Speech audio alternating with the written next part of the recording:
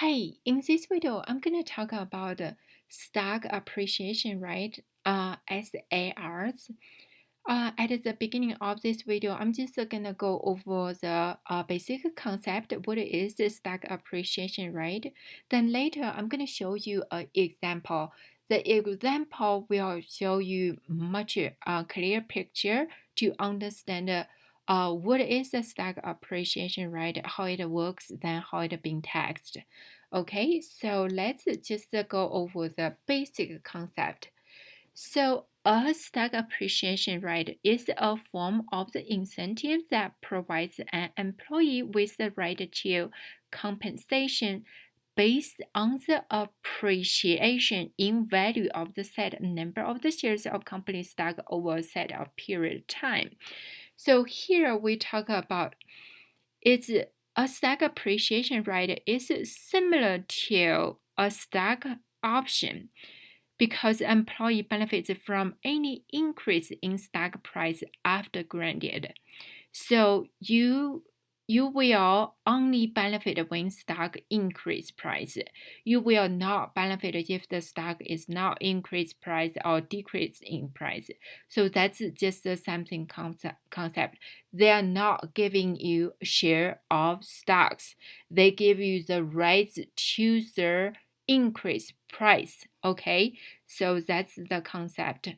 Then on the unlike stock option, the employee is not required to pay an exercise price to exercise them, but simply receives the net amount of the increase in the stock price in either cash or shares of the stock, depending on the plan rules.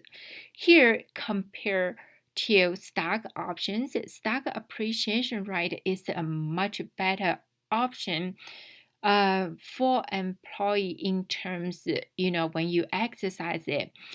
So for stock option, they give you a right to purchase the stock, right? So this one, they give you the right to the increased value. They are not require you to purchase the stock first, then turn around sell it to receive the profit. This one just give you the net profit right way. So that's the difference from a stock option. So other thing you need to know, the SARs may be granted with a time-based vesting upon satisfaction of the performance goal or other conditions. So you just have to understand your company's stock appreciation right agreement.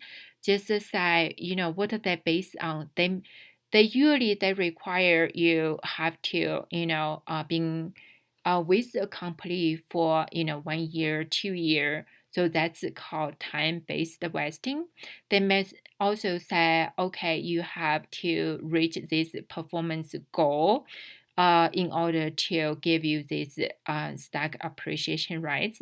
So just read the agreement. Each company structure this agreement differently. So you just have to know your company requirement. Then once the SL vested, an employee can exercise it at any time prior to its expiration at no cost. So here, something to understand is, once it vested, you are eligible to exercise it. So if the stock price is above the price granted at the time, right? So then you would exercise it to receive the profit, right? So you make sure you pay attention to expiration date. See if the stock granted you, for 10 years within the period you have to exercise within 10 years. Make sure you pay attention to the expiration date. Otherwise, you may just let it expire. You could, clearly make money on it, but you didn't exercise it, right? So that's something you want to know. Also, once you receive the SARs, how it going to be taxed. So the recipient of the SAR will will not have taxable income upon granted of the stock appreciation right. So basically say, well, you just get in the company in the compensation package, they say, we're gonna grant you, the SAR after you have it with us for 1 year. So after 1 year, they give you SAR at that time. That's called grant date. Okay, that's called grant date.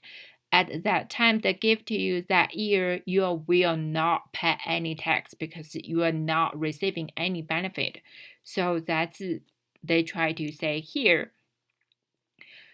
Recipient will recognize ordinary income upon exercise in an amount equal to the difference between the fair market value of the shares granted and the fair market value on the date of exercise. So basically, the concept here is that, well, from the date you were granted, then to the date you exercise. So between the stock price increase in value, so you will be taxed in this amount you received. Then later I'm going to show you the example, see what this means. Then any gain or loss recognized upon any later disposition of the shares generally will be capital gain or loss. So this one will be discussed in the example as well. So let's see an example. On April 15, 2017, Eric is granted 10 SARs in the amount of the 10,000 shares when the fair market value of his company stock is $5 a share. The SARs are fully vested after 2 years. On May 25th, 2019, Eric decided to exercise his vested SARs, and the company's stock is valued at $10 a share. How much money can Eric get from exercising the SARs? So Eric get 10 SARs, total is 10,000 shares.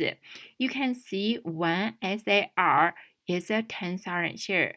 So different company may structure, how many shares in one SAR differently. So just read your company stock operation right agreement. So to find the detailed information there.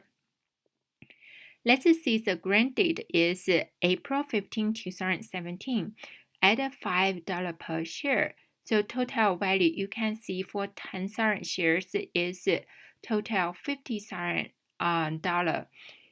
This $50,000 means nothing to you at this point. They just say, hey, we grant this 10,000 shares. 10,000 shares this stocks within this SAR to you. So the current value at $50,000, which is $5 per share. So this is your baseline.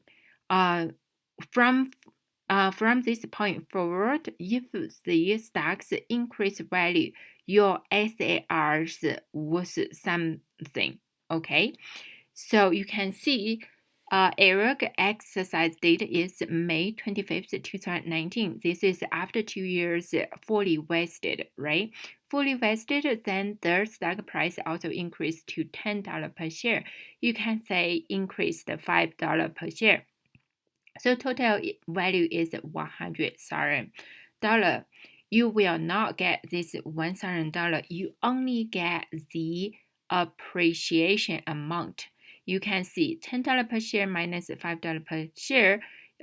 You get 10,000 shares, so you will get total $50,000.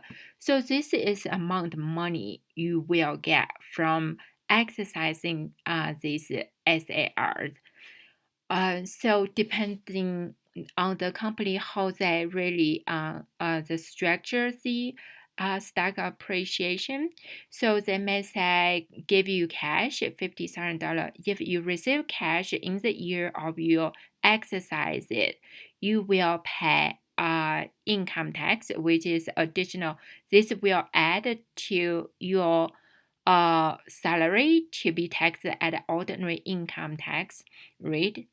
Then some company may also say, okay, you actually either can get $50,000 cash or you can get the company stocks. The company stock price at you exercise the $10 per share. So $50,000 you would get 5,000 shares of the stocks. So no matter you receive $50,000 cash or $50,000 stocks, this $50,000 will be added to your salary to be taxed at ordinary income tax rate. However, if you receive stocks, then hold for several years, from the point you exercise it, right, is $10 per share. From the point forward, if the stock price increase value, then the increased value will be taxed at a capital gain rate. So if you hold the stock for less than 1 year, then you will be taxed at a short-term capital gain, which is the same with your ordinary income tax rate. If you hold more than 1 year, then you will be taxed at a long-term capital gain rate, which is very, very favorable to you, much lower tax rate than ordinary income tax rate. So just depending on your company performance, let's just say you work for some company like Tesla, Tesla back to 2017, you really liked the company, you think the company gonna go big, like today in 2022.